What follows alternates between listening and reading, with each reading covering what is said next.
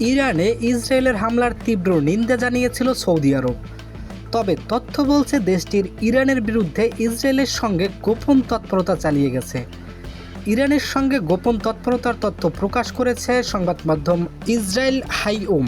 সম্প্রতি সংবাদ মাধ্যমটির বরাতে প্রেস টিভির এক প্রতিবেদনে এ তথ্য জানানো হয়েছে। প্রতিবেদনে বলা হয়েছে, সৌদি আরব গোপনে ইসরায়েলের দিকের ছোড়া ইরানি ড্রোন প্রতিরোধে অংশ নিয়েছে। 12 দিনব্যাপী ইরান ইসরায়েল যুদ্ধের সময় ইরান থেকে ছোড়া বহু ড্রোন ইরাক ও জর্ডানের আকাশসীমা পেরিয়ে ইসরায়েলের দিকে এগিয়ে যাচ্ছিল।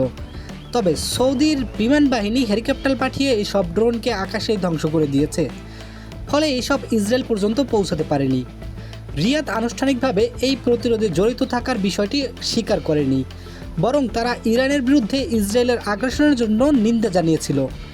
এর আগে রিয়াদের শীর্ষ কর্মকর্তারা জোর দিয়ে বলেছিলেন, ইরানের ভূখণ্ডে আক্রমণাত্মক কোনো হামলার জন্য সৌদির আকাশসীমা খোলা হবে না। প্রতিবেদনে বলা হয়েছে, ইরান ইসরায়েল মধ্যকার এ যুদ্ধে সৌদি আরব ছাড়াও জর্ডান, যুক্তরাষ্ট্র, ব্রিটেন ও ফ্রান্স সহযোগিতা করেছে। পুরো অপারেশনটি পরিচালনা করেছে মার্কিন সেন্ট্রাল কমান্ডার তথা সেন্টকম সংস্থাটির কমান্ডার জেনারেল মাইক কুরিলা। অভিযানে যুক্তরাষ্ট্র, ইসরায়েল ও ইউরোপীয় সামরিক বাহিনীর মধ্যে সমন্বয় করেছে। প্রেস টাইম জানিয়েছে, জর্ডান ইতিমধ্যে প্রকাশ্যে ড্রোন প্রতিহতের কথা স্বীকার করেছে। ফ্রান্স বলেছে তারা জর্ডানের নিজেদের স্বার্থ রক্ষার জন্য এই অভিযানে অংশ নিয়েছে, তবে তারা ইসরায়েলের নাম এড়িয়ে গেছে। উল্লেখ্য, গত 13 জুন ইসরায়েল ইরানের সরাসরি ও উস্কানিমূলক হামলা চালায়। এতে ইরানের সর্বোচ্চ পর্যায়ের সামরিক কর্মকর্তা, পারমাণবিক বিজ্ঞানী এবং সাধারণ মানুষ নিহত হন। এর প্রায় এক সপ্তাহ পর যুক্তরাষ্ট্র ইরানের 3টি পরমাণু স্থাপনায় বোমা হামলা চালিয়ে যুদ্ধে প্রবেশ করে। ইরান এই আচরণে জাতিসংঘ সনদ, আন্তর্জাতিক আইন এবং পরমাণু অস্ত্র বিস্তার রোধ চুক্তির গুরুতর লঙ্ঘন বলে উল্লেখ করে আসছে।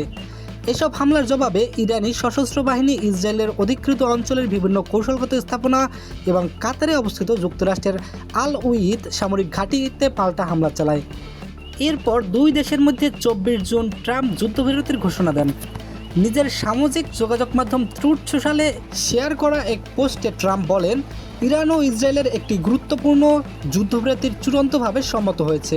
প্রাথমিকভাবে এই যুদ্ধবিরতি 12 ঘন্টা ধরে চলবে, এরপর যুদ্ধের সমাপ্ত হিসাবে ঘোষণা করা হবে। ট্রাম্প আরও জানান, প্রথমে ইরান যুদ্ধবিরতি শুরু করবে, এর 12 ঘন্টা পরে ইসরায়েল আনুষ্ঠানিকভাবে এতে যোগ দেবে। মোট 24 ঘন্টা পর এই 12 দিনের যুদ্ধ বিশ্বব্যাপী সমাপ্ত হিসাবে স্বীকৃতি পাবে। তিনি লেখেন, যুদ্ধবিরতির পর দুপক্ষই শান্তিপূর্ণ এবং সম্মানজনক আচরণ বজায় রাখবে। আমরা ধরে নিচ্ছি সব কিছু পরিকল্পনা অনুযায়ী চলবে, যা অবশ্যই হবে। এর জন্য আমি ইসরায়েল ও ইরান উভয় দেশকে সাহস, ধৈর্য এবং বুদ্ধিমত্তার জন্য অভিনন্দন জানাই।